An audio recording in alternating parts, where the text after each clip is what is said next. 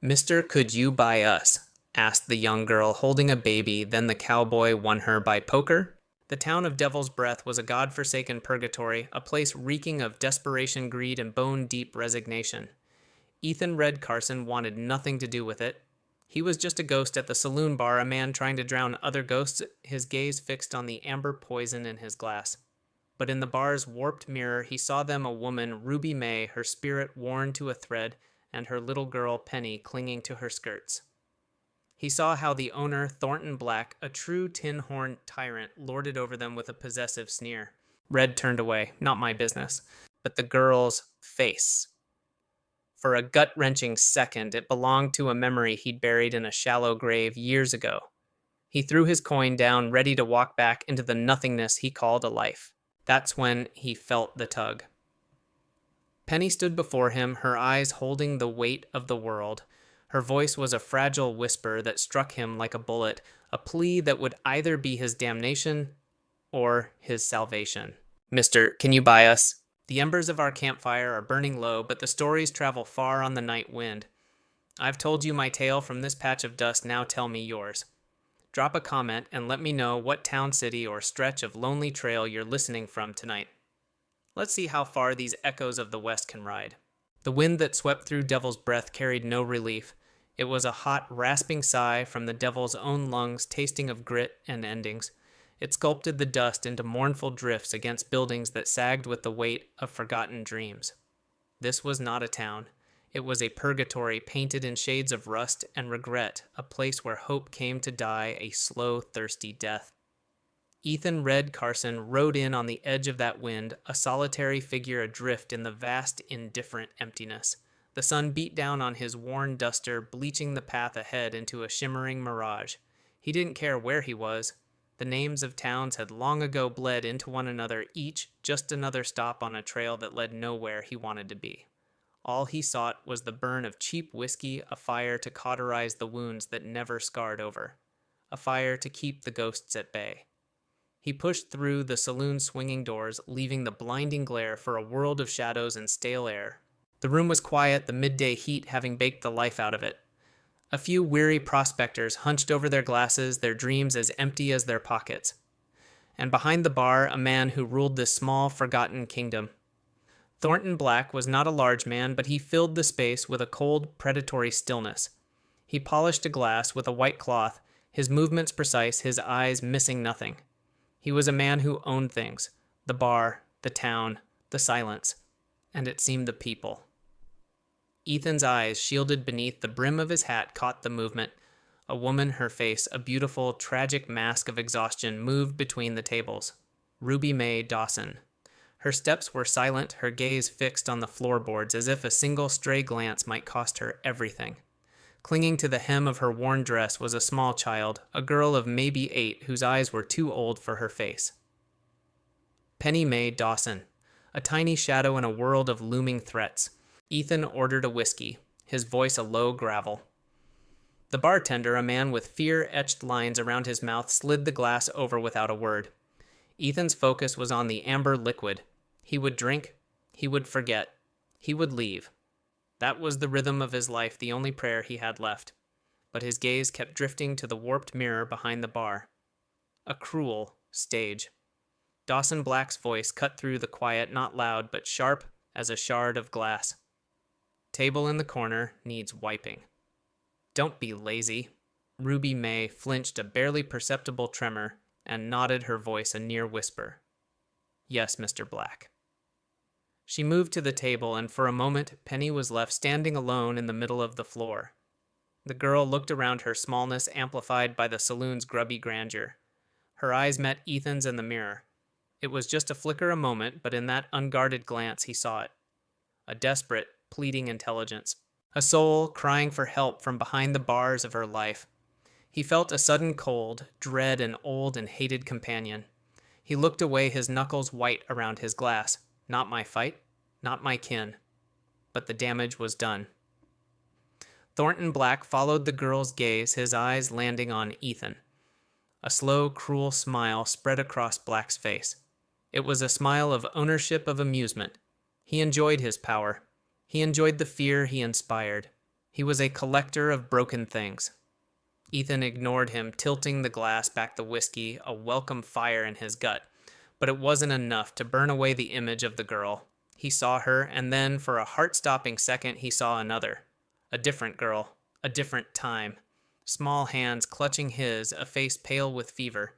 A shallow grave dug by his own trembling hands under a solitary, merciless sky. The memory was a physical blow. The whiskey turned to ash in his mouth. He had to get out. Now. Before the ghosts, he ran from found new faces in this god-forsaken place.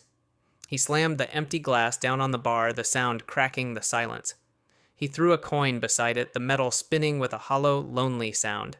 He turned his duster, swirling around him, his boots heavy on the floorboards. His only thought was of the open trail of the wind of the blessed emptiness that awaited him. He would ride until he couldn't remember her eyes. He would ride until he forgot his own name. That's when he felt it. Not a shout. Not a threat. A small, hesitant tug on the fabric of his coat. He stopped, his entire body rigid. He didn't want to look down. He knew who it was. To look down was to acknowledge her, to let her into the fortified emptiness of his world. But he couldn't move. He was rooted to the spot, a man caught in a trap he hadn't seen being laid. Slowly, as if the movement cost him a part of his soul, he lowered his gaze. Penny Mae Dawson stood before him, her small frame trembling, but her eyes were fixed on his with a terrifying, desperate resolve. Her voice was a fragile whisper, a sound almost swallowed by the saloon's oppressive silence, but it struck Ethan with the force of a point-blank shot. "Mr.?"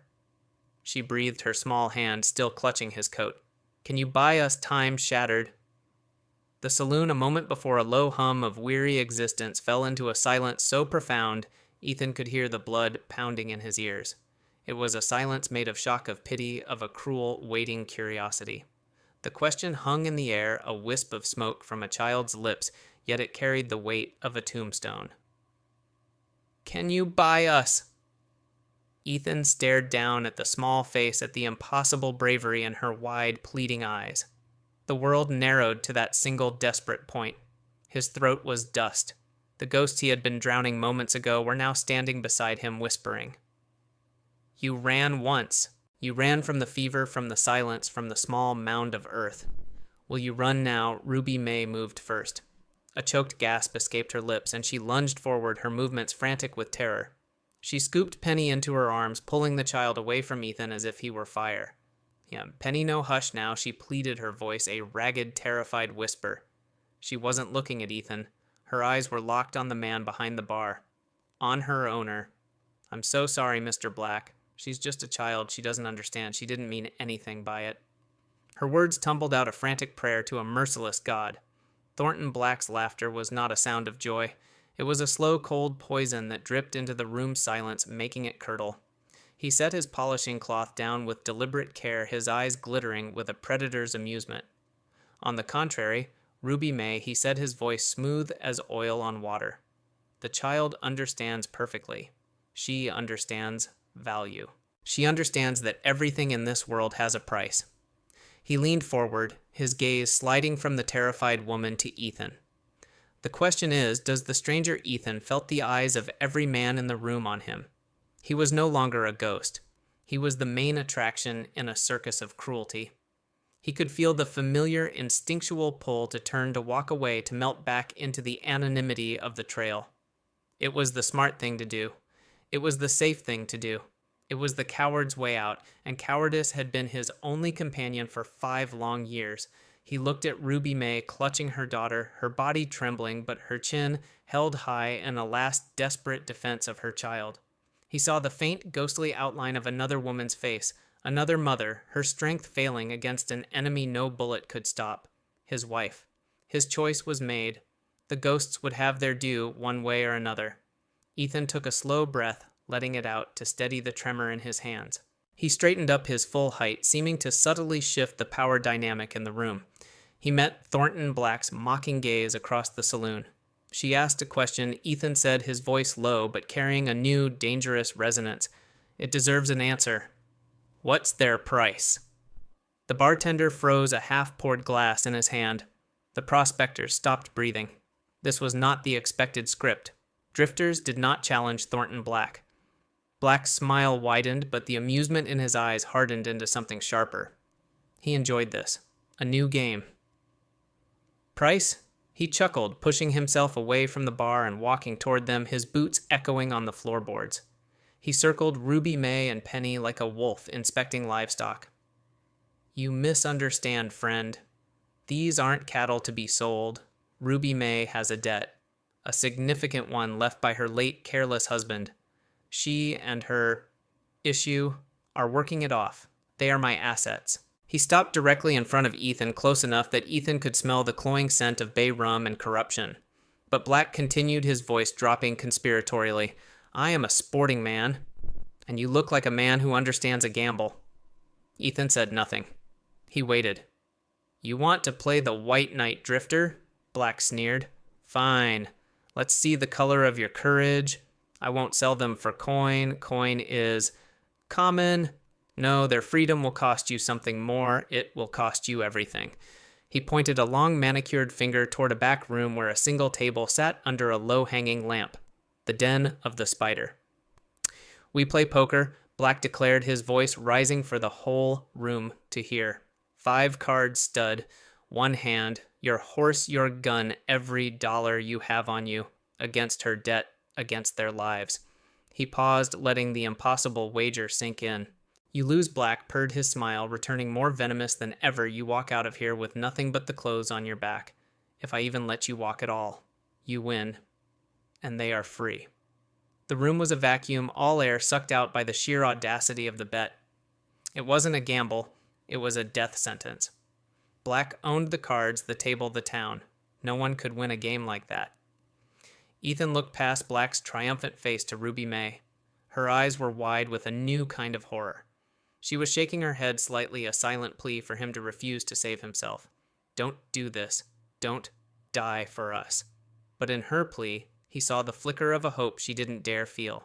He thought of the shallow grave, of the life he had failed to save. Maybe you couldn't outrun ghosts. Maybe you could only turn and face them with cards in your hand and hell to pay. Ethan read Carson gave a slow, deliberate nod. Deal the cards. The back room of the saloon was not a room. It was a grave waiting for a body.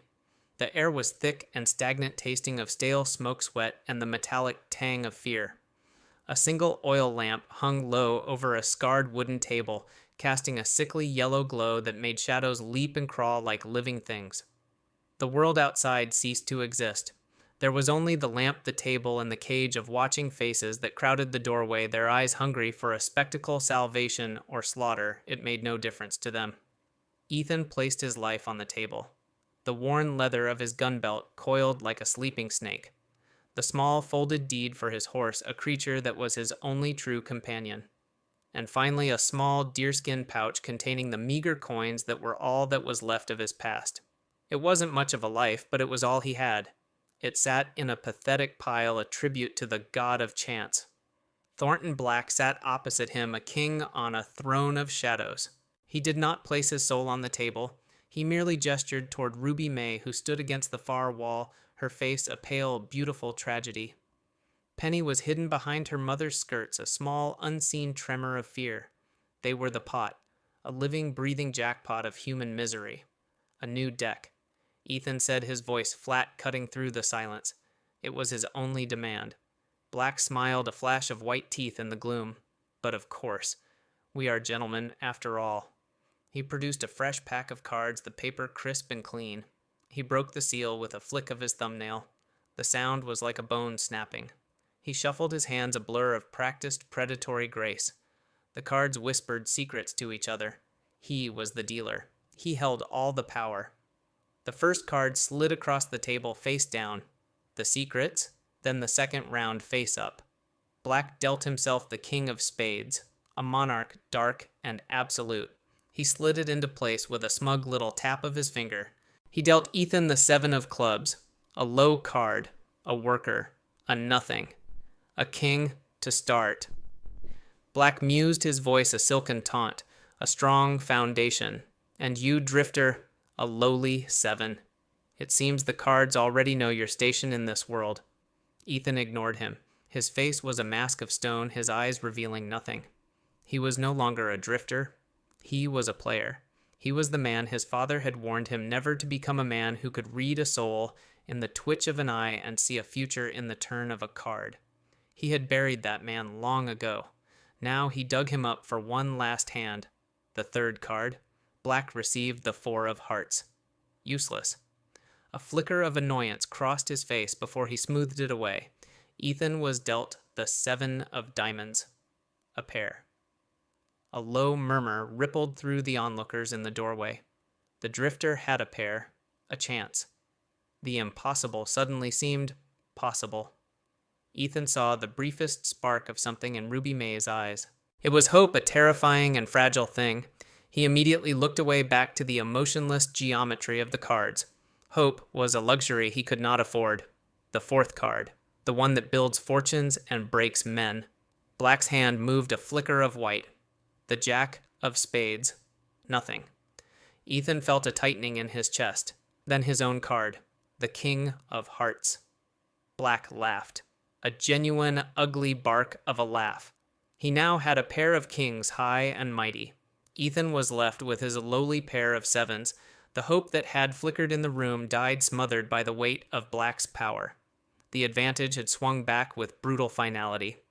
2 kings, drifter Black gloated, leaning back in his chair, the picture of triumph, a royal hand for a man who rules, and you are beaten down by your 7s. A fitting end. Are you ready to start your long walk to nowhere? Ethan's gaze didn't waver from the cards. He could feel Ruby May's despair like a physical weight. He could feel Penny's small, terrified breaths. The ghosts were screaming now, a chorus of failure in his ears. You will lose them too. You will fail them just like you failed us. He pushed the voices down.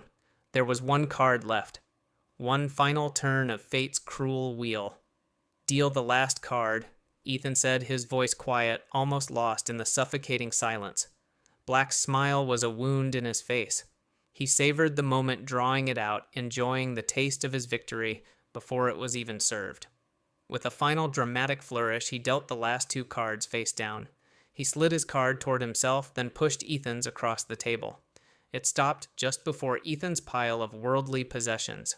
His life. The end of the line, Red Black whispered. Show me your failure.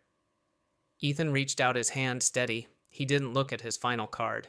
Instead, he looked at Thornton Black, truly looked at him and saw the deep, desperate need for fear in the man's eyes. It was his nourishment, his whiskey. And in that moment, Ethan knew. Slowly, he turned over his 4 up cards to reveal his pitiful pair of 7s and the king. He then turned over his first hidden card, the 4 of clubs. Nothing, a busted hand. A collective sigh of disappointment and relief went through the room. It was over. Black chuckled and triumphantly flipped his own cards. The king of spades, the king of hearts, the jack, the 4. His hidden card was the jack of diamonds. 2 pair, kings and jacks, a powerful winning hand. The pot is mine, Black declared, reaching a greedy hand for Ethan's gun. You have 2 pair, Ethan's voice cut in cold and sharp as ice. A fine hand. He paused, holding the entire room in a trance of suspended disbelief. But not as fine, he said, his fingers turning over his last final face-down card as 3 of a kind. He flipped the card. The 7 of spades. The saloon exploded in a single unified gasp. 3 7s. The drifter's lowly hand had been a lie, a trap. He had won. Thornton Black stared his face, a mask of disbelief which quickly melted into pure, murderous rage. The game was a sham. He had never intended to lose. You cheated. Black snarled his hand, dropping from the pot and moving not to the cards but to the Colt Peacemaker still holstered at his own hip. The gentleman's game was over. The killing was about to begin. The accusation was a gunshot before the real one came. Cheater. The word spat from Thornton Black's lips was a venomous lie meant to justify the murder he had always intended to commit. His hand blurred a flash of white knuckles and dark intent dropping toward the polished darkness of his holstered Colt. There was no time for thought, no time for fear. There was only instinct, a primal roar for survival that clawed its way up from the deepest part of Ethan's soul. He moved. With a surge of desperate strength, he kicked the legs of the table. The heavy oak structure groaned and crashed onto its side, a makeshift barricade. Cards, coins, and the deed to his horse, the sum of his lonely existence, scattered across the floorboards like forgotten memories. The single lamp swung wildly, its light careening across the room, painting the scene in frantic, lurching strokes of yellow and black. The first shot from Black's gun tore the air apart. It ripped through the overturned table, splintering the wood just inches from Ethan's head. The sound was deafening in the small room. Screams erupted from the doorway as the spectators, no longer entertained, scrambled for their lives. The cage had broken. Chaos was king now. Ethan was on the floor, the smell of gunpowder and splintered wood filling his nostrils. His gun, his equalizer, lay agonizingly out of reach on the other side of the fallen table. Black fired again, the bullet thudding into the wood, his face a contorted mask of pure, unrestrained fury. He was no longer a gentleman gambler. He was a tyrant denied his prize, a beast robbed of its kill. "You worthless drifter," Black roared, advancing around the edge of the table. "You don't win in my town. You don't win what's mine." Ethan scrambled backward, his mind a whirlwind. He was out of time, out of options. He could see the muzzle of Black's Colt rising, a black, unblinking eye about to pass judgment. He braced himself for the end, for the final quiet darkness. Then a voice pierced the chaos, not a man's shout, but a woman's raw, heart-shredding scream. It was Ruby May. She had shoved Penny behind the bar, a mother lion shielding her cub, but now she stood exposed, her face alight with a terrible, righteous fire. "He's a murderer!" she shrieked, her voice ringing with the clarity of a bell from hell. The words stopped everyone. They stopped Black, his finger hesitating on the trigger. They stopped the fleeing prospectors. "That debt is a lie." Ruby May's voice cracked, but it did not break. She pointed a trembling finger at Black, a finger of judgment. "He killed my husband. He pushed him from the ridge behind the mine and called it an accident. He did it to own me. To own us." The truth, once unleashed, was more powerful than any bullet. It changed the very air in the room. This was no longer a drifter's squabble over cards. It was a reckoning. The townspeople in the doorway, who had been ready to watch Ethan die, now looked at Thornton Black with new eyes. They saw not a leader, but a monster who had lived among them, his evil hidden behind a veneer of power. Black was momentarily stunned by the accusation, his facade of control shattered. In that split second of hesitation, Ethan saw his chance. He lunged, not for the gun, but for Black's legs, tackling him in a desperate, crashing heap. The two men went down a tangle of limbs and fury. Black's pistol skittered across the floor. It was a raw, brutal fight. No grace, no honor, just the grunting, sweating reality of two men trying to end each other. Ethan felt a searing pain as Black's signet, ring the one he now recognized with chilling certainty, tore a gash across his cheek. He tasted his own blood, the coppery tang, a familiar taste of survival. He slammed his fist into Black's jaw, a blow fueled by 5 years of grief and a lifetime of injustice. He saw the ghosts of his wife and daughter in his mind's eye, and he struck again. For them, for Ruby May, for Penny. The fight was a blur, but from the corner of his eye, Ethan saw his gun belt kicked free in the scuffle. As Black struggled to pin him, Ethan stretched his fingers, straining, closing around the worn, familiar leather of the grip. He had it. He ripped the Colt free and rolled away, coming up on one knee, the gun level steady.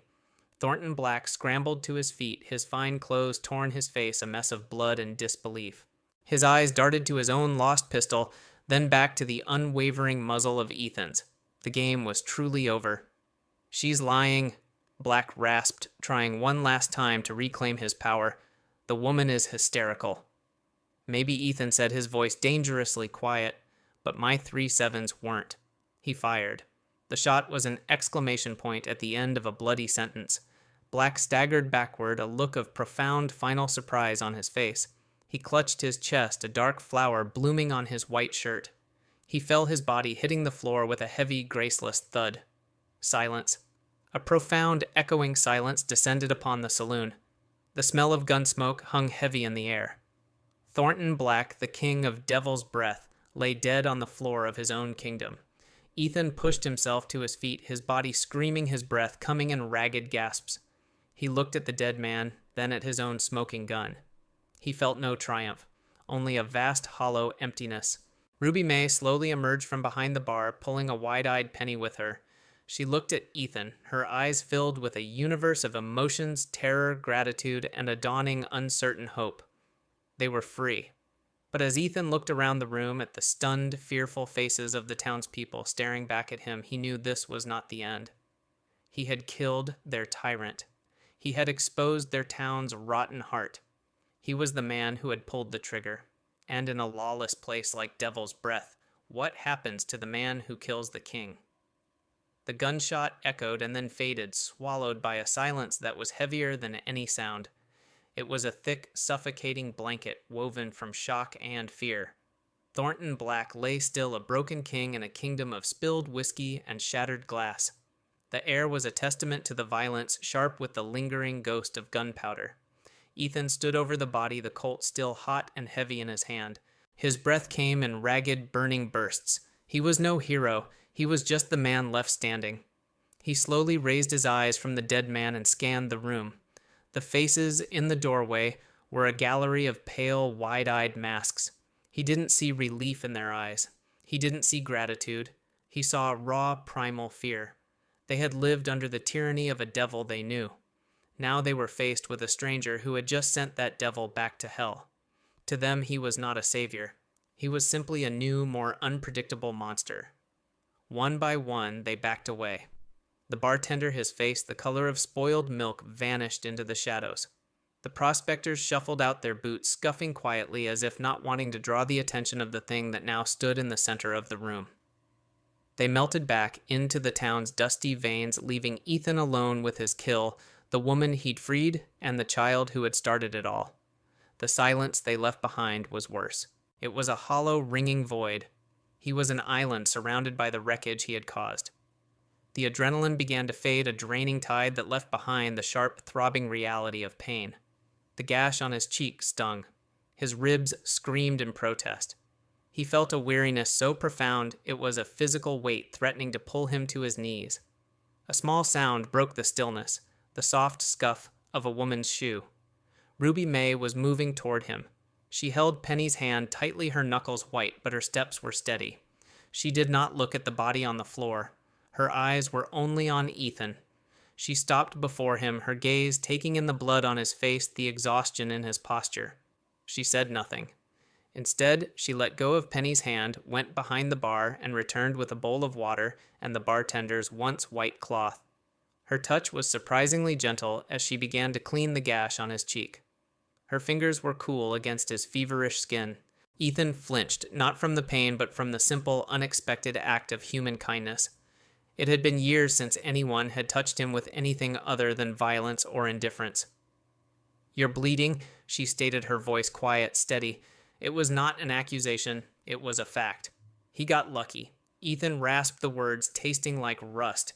"No," she whispered, her eyes meeting his. They were clear now, the haunted, broken look replaced by a deep, soul-shaking intensity. "We did." He watched her, this woman he had won in a hand of cards, now tending to his wounds as if he were a man worth saving. He felt the walls he had so carefully built around his heart begin to crumble, turning to dust. "You should take the girl," he said, his voice rough.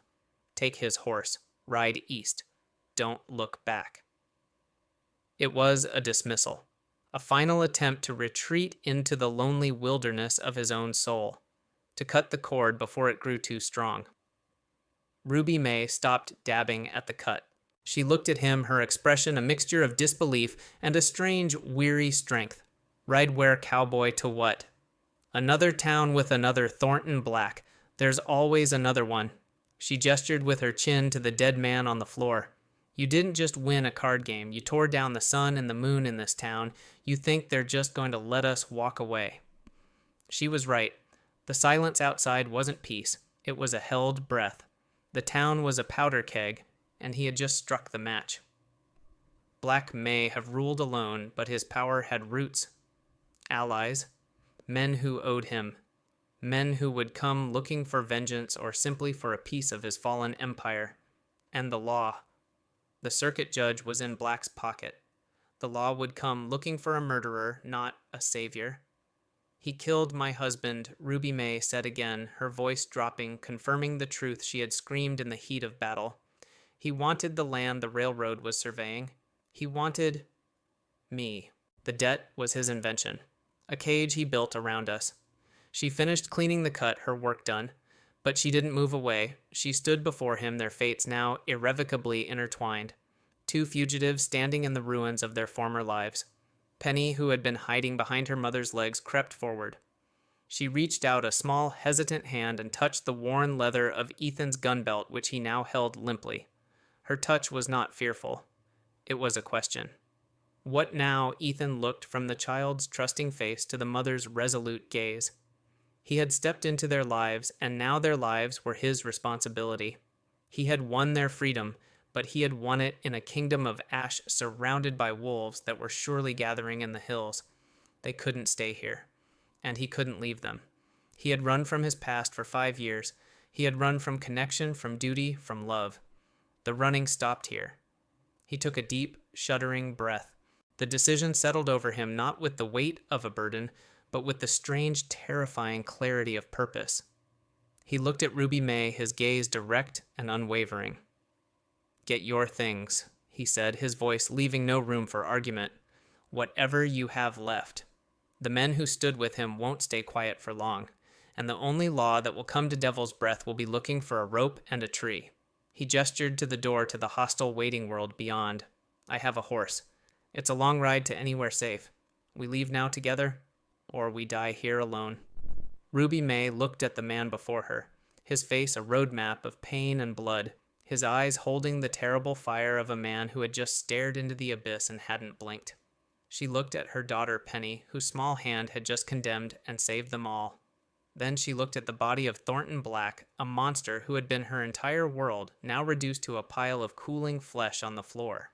The choice was not a choice. It was an exhale, a surrender to the only path that did not lead to a grave. "We have nothing to gather," she said, her voice a low, clear tone that cut through the wreckage of the room. "Everything we own is in this room, and it is not ours." Her words hung in the air, a final damning epitaph for her life in Devil's Breath. Action became their only language. The time for words was over, drowned in blood and whiskey. Ethan moved with a grim, limping efficiency, his body a symphony of protesting aches. He retrieved his gun belt, strapping the familiar weight around his hips. It felt different now, not just the tool of a lonely survivor, but the shield of a protector. He scooped his scattered coins back into their pouch, the small weight a meager anchor in a sea of uncertainty. He went to the stables, the night air cool on his feverish skin. He saddled his own horse, its quiet nicker a small comfort in the vast hostile silence. He then chose a second mount from Black's own stock, a strong, steady mare. Poetic justice. He led them back to the saloon's rear entrance. Ruby May was waiting. She had the baby who had miraculously slept through the chaos, wrapped tightly in a shawl and secured to her chest. Penny stood beside her, her small hand clutching her mother's skirt, her eyes fixed on Ethan with a look of silent, solemn trust. She had chosen him. She had bet her life on him, and he had won. The debt he now owed was not to a card sharp, but to the faith of a child. He helped Ruby May onto the mare, then lifted Penny, placing the girl gently in front of her mother. The small, warm weight in his arms was a phantom limb, a memory of a life he thought was gone forever. It was a sweet agony. They did not look back. They rode out of Devil's Breath, not as heroes, but as thieves in the night, slipping through the darkened alleyways, their hoofbeats muffled by the thick dust of the street. The town was a sleeping beast, its snores the distant sound of a player piano, its nightmares the shadows that danced in the windows. Ethan felt its malevolence at his back, a hungry thing, disappointed to be cheated of its final meal. He spurred his horse onward away from the kingdom of ash. They rode for hours, the rhythm of the horses, a steady, lulling beat. They rode through the darkness, putting miles between themselves and the life that had almost claimed them. The desert night was vast and cold, the sky a spill of diamond dust on black velvet. For the first time in 5 years, Ethan did not feel alone under that sky. He felt responsible, and the feeling was more terrifying and more welcome than any threat he had ever faced. As the first pale fingers of dawn began to touch the eastern horizon, painting the clouds in shades of soft rose and violet, he called a halt. They were on a low rise overlooking a vast rolling expanse of prairie that stretched to the edge of the world. He dismounted and offered his canteen to Ruby May. She took it, their fingers brushing. The small touch was an electric current, a silent acknowledgement of the chasm they had crossed together. "Thank you," she whispered, her voice hoarse. Penny was asleep, her head resting against her mother's chest. The baby was stirring, making small, soft sounds. A family, broken, battered, but a family nonetheless. And somehow he was at its center. He looked out at the land at the promise of the rising sun. The ghosts were still with him. They would always be with him. But this morning, they were quiet. They were not screaming accusations. They were watching, waiting. Ruby May's voice broke the morning stillness. "Where are we going, Ethan?" He turned to look at her, a woman whose strength he was only just beginning to understand, and her children a future he had never thought he would have. He had no maps, no destinations. He had spent years running from everything, and now he was running toward something he couldn't even name. He thought of the shallow grave under the merciless sky. He thought of the years of wandering, the endless cycle of whiskey and regret. And he thought of the feeling of Penny's small hand in his, of the trust in her eyes. A faint, weary smile touched his lips. It was the first in a long, long time. "Home," he said. "I reckon we're going to find one."